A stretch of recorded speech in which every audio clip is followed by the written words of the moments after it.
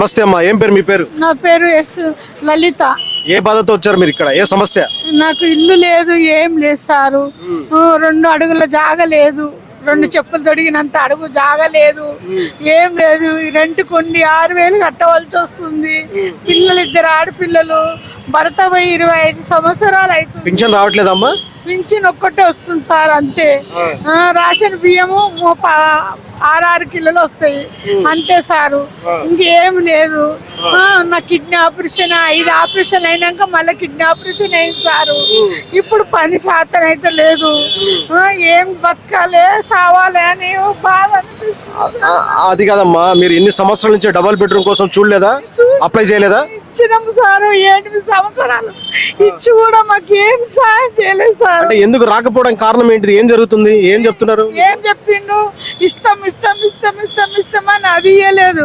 BC బంద్ అన్నారు, అది ఇయ్యలేదు.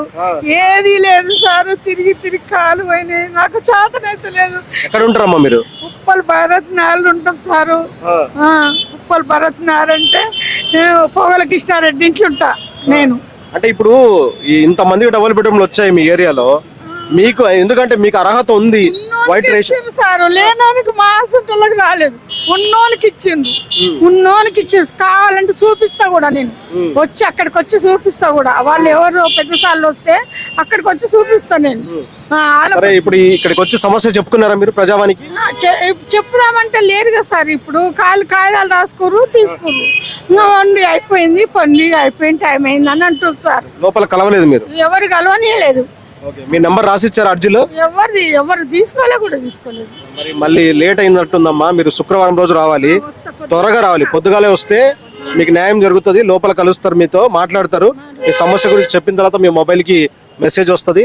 ఆ మెసేజ్ ద్వారా మీకు మీ సమస్య త్వరలో తీరాలని చెప్పి కోరుకుందాం. సరే అమ్మా, ధన్యవాదాలు.